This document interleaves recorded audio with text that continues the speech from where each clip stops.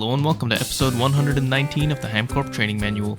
In this episode, we overhaul the maintenance tunnels in E2 Brain, upgrade the PCB factory to Tier 2, and make several quad shared circuit assembly lines. In the background, we continue crafting Mark III Compact Fusion parts. Progress update! Mark III Compact Fusion controller is done. However, this isn't the majority of the cost, so I'm probably not even halfway there. But the controller is done, so that's good. Now, I need to make 560 advanced compact fusion coils, and this needs Mark III precise assembler casings. So I've just finished crafting them up, and I just need to replace the casings here, and then I can craft the advanced compact fusion coils. This is pretty much craftable. 560 advanced compact fusion coils. I just have a few material shortages. This one is a fake shortage. It's just that my storage is capped. Carbon, I don't know how I'm this low on carbon, but this is easy to rectify. I need to mine up some mica and some beryllium and some diamonds, and that's basically it. Also, why does this happen? It says using 107%? Why is this not in red? Why is this listed as allowed? It's actually also another storage issue. It's just I'm not storing more than this amount.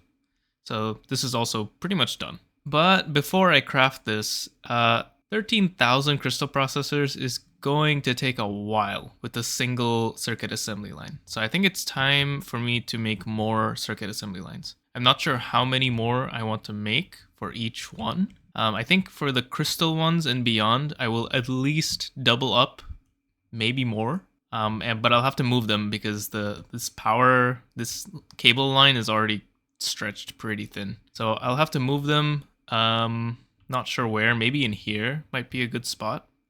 I'll find something. But yeah, I'm gonna make a few more circuit assembly lines before I make the compact fusion coils. And also one more minor thing I wanted to say. Now that I have the mothership, I can get the dilithium lens, and I can finally replace the pork chop that's sitting in here. I'll do that at some point.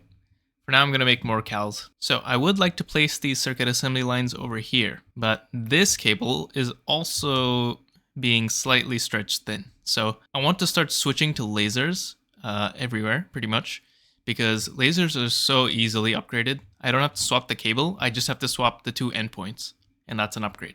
So I would like to replace this cable with a laser, and the destination will be an active transformer. But I want to be a bit more careful with how this all works. So I discovered just now that if you scan a supercapacitor, if you scroll up a bit, it tells you the maximum input and the maximum output. This is the sum of all the target and source and dynamo and energy hashes. And as long as the maximum in is larger than the maximum out, then I'm happy, right? But I've discovered that for a few of my LSCs around the base, this is actually not true, and I've sort of been getting lucky that things aren't power failing. Not lucky exactly, it's just that I never really reached the maximum demand. But I would like to be super safe and make sure that I'm always able to provide all the power that's needed. So I need to go around the base a little bit and start upgrading some of these hatches, and also making sure that all these active transformers are sufficiently powered. This one is not, for example. I have a 4096 source hatch, I have a 256 source hatch, but I only have a 4096 target hatch. So at maximum load, this can power fail. Or rather, not power fail, but this will be insufficient to power everything, and something somewhere else will power fail. Sadly, this is going to be a manual process because scanning the active transformer doesn't tell me the maximum in and maximum out. So I'm going to make these two final power infrastructure changes, which is switching to lasers pretty much everywhere as much as possible, and also making sure that all the amperages make sense. In the meantime, I'm also crafting up the parts needed for the circuit assembly lines, and I've looked into how the power scaling works, and it turns out for a lot of these, I can share one single energy hatch for 4 circuit assembly lines because of how much power it uses, and also because it perfectly overclocks. But we'll come back to that once I've actually set it up, and then I can show you how to quad share a circuit assembly line. So I've made the first few circuit assembly lines to turn this recipe into a quad, or to do this in 4 circuit assembly lines is what I mean. But getting channels to it, I feel like I should take the time now to redo this controller setup, because I'm still using P2Ps partially, and I'm using wireless partially. So I think it's time to get rid of the P2P network completely and just use wireless everywhere. And the longer I wait to do this, the more of a hassle it's going to be. So I may as well start doing it now. Once that's done, I'll show you the circuit assembly line setup. Oh my god, it's finally done. It took me like genuinely, I think, an hour and a half to do this. But I have removed the P2P subnet. It no longer exists. Everything is connected using wireless connectors now. I've even gone through the trouble of naming them so that I know what's what. But man, look at how many covered cables I got back. 1,500 skinny cables and almost 700 dense covered cable. That was a lot of cable. I've ripped it all up. It feels so clean here, except all of the stone is visible. Part of me wants to just go through and just make everything look nice, even though like I don't really spend much time down here. But I kind of want to do it anyway. Alright, back to business. Here is my quad shared circuit assembly line. This one is for crystal processors. I had to imprint each of the controllers, of course, so I had to make more slice circuits and stuff. That's fine. Here I have my UHV energy hatch. This is all powered by this active transformer, and back here is a little subnet that I have thought of. The red stuff is the mainnet, of course. So here I have a connection to the actual, the brain, the ME controllers. This one leads here, and then I'll have more connectors on top, each one leading to a different circuit assembly line stack. This one provides power to the white subnet, and it's also connected to the output buses, which are dual shared. Behind this controller is a quad shared auto maintenance hatch. And over here is a dual interface, kissing a dual interface, but there's no blocking mode, there's no blocking card. Everything is just default here. Because this interface is only ever going to have one recipe, I don't think it really matters whether blocking mode is on or off. Okay, so the white subnet. This is currently untested. You're gonna get to watch me test this live. But basically what I have here is I have an ME chest for storage. This has a 64K ME storage cell. And the one on the bottom has a 4K fluid storage cell. Just a single type because there's only a single fluid involved in this recipe. As a reminder, this is the recipe. A wrap of elite circuit boards, a wrap of crystal socks, 8 4x niobium titanium wire, and 64 yttrium barium cuprate bolts, along with 72 liters of molten indoloy 140. So what's going to happen is my mainnet is going to push the items into the dual interface. The dual interface has two spots for storage, one for fluids, and then up here I have the item chest where all of the input items are going to go.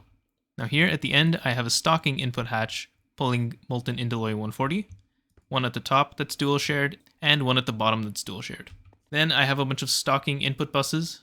These are not shared, so I had to configure them all. It's very easy to configure. If you just left click the stocking input bus that has been pre-configured and then right click another one, it just pastes the config from one to the other.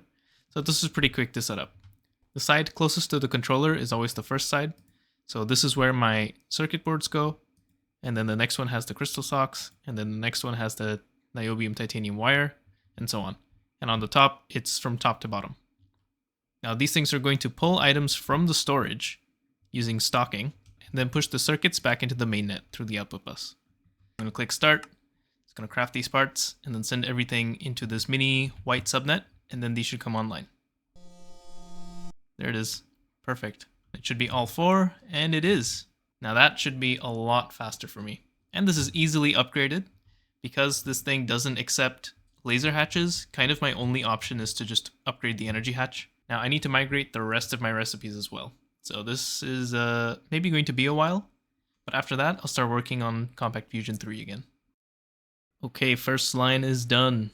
I've decided I'm going to leave the space back here for adding more kind of parallels of this, like more quads of the same thing. And this is the whole crystal processor line. Wetware is going to go one layer below, and then BioWare is going to go one layer below that, and optical will go one layer below that. That's my plan, but I feel like my maintenance tunnels are about to get in the way, so we'll see. One important thing to note is that the crystal mainframes need to be split like this. They cannot be quad shared because of how much energy it uses. This is almost a full amp of LUV per craft. And since energy hatches can accept 2 amps at most, you can share it twice at most. For all of the other ones, it uses less than half an amp per craft, which means you can share it 4 times per energy hatch, which is why this works. All done. This took quite a bit longer than I wanted it to. mostly because I had to dig out this giant hole to fit everything in.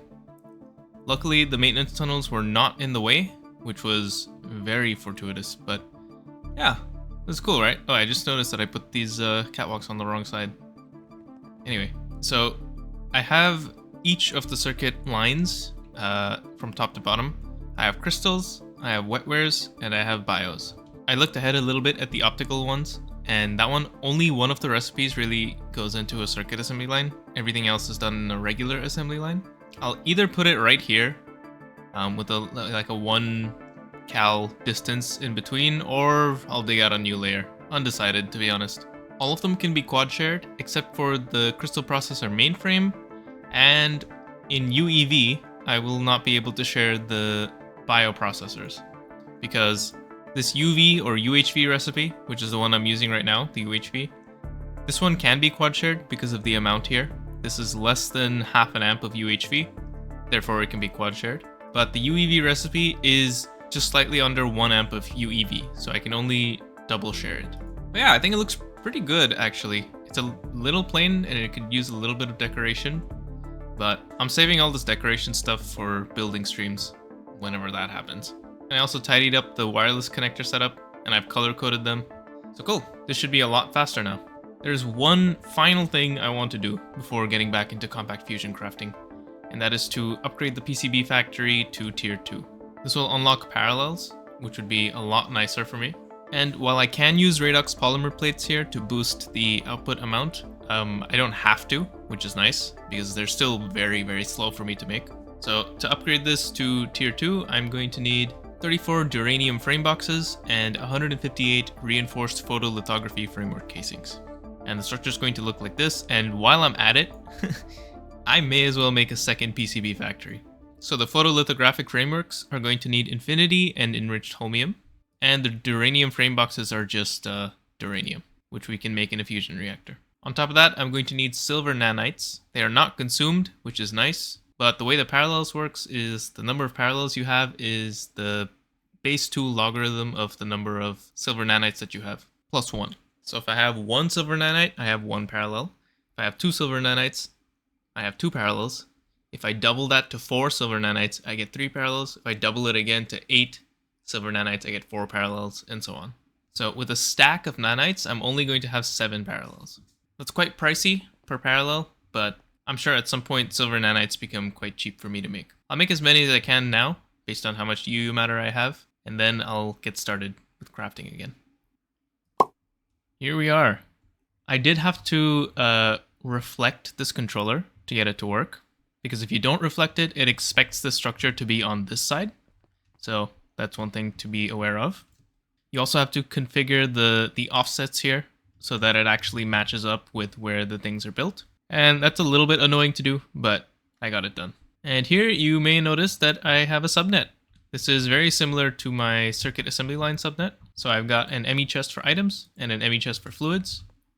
And on the cyan cable over here, this is the case for both the PCBs, but I'll just show the side. Here I have a stocking input hatch. This pulls all of the possible fluids for the recipes. There is nothing in storage right now, so it's not pulling anything, but this is pulling from the subnet, not from the mainnet. That's important. And here I have an advanced stocking input bus set to program circuit 2, which is needed for all of these recipes. And I've turned on automatic item pulling, which means it's pulling everything that is in the storage system. This is required because there are a variety of different recipes. It's not just a single recipe. But actually, I don't think there are any conflicts with these recipes. This is all of them, excluding the optical one.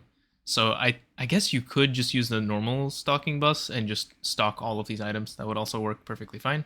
Outputs are just sent straight back into mainnet as usual, and items are sent into the subnet using kissing dual interfaces without any blocking behavior. The silver nanites are still crafting. They are quite slow to craft, but I'm on my last one. So I'll just be back in 2 minutes when this is done so I can show you properly how to finish off setting this up. Alrighty, got my silver nanites. So, if you have just one PCB, you can just chuck it in here, and that'll be fine. But I have 2, and I don't want to make another 8 nanites just to be able to parallelize both of these. So what you can do instead is put these in your storage here. So now the silver nanites are in my subnet storage. Both of these PCB factories should be able to access them, which means both of them now have access to parallels, which is great. I managed to make 8 silver nanites, so I have, I think, 4 parallels is what it was. But I have 2 PCBs, so in total I have 8 parallels. Now I think I'm probably also going to multiply these recipes out so that they always use as many parallels as possible. At least for now, while I have a pretty small number of parallels. So now I'm going to make quite large batches of these, which is fine. And now, finally, I can actually get back to crafting the compact fusion coils. Alright, this is the big moment. I get to click start. 560 compact fusion coils incoming.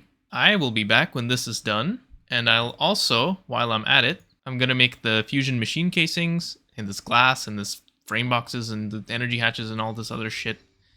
But yeah, cool. I'll be back. Thank you for watching this episode of the HamCorp Training Manual. In the next episode, we will set up the first Mark III compact fusion reactor. After that, I will take a look at progression once more, likely starting with space assemblers and the optical circuit line. See you next time.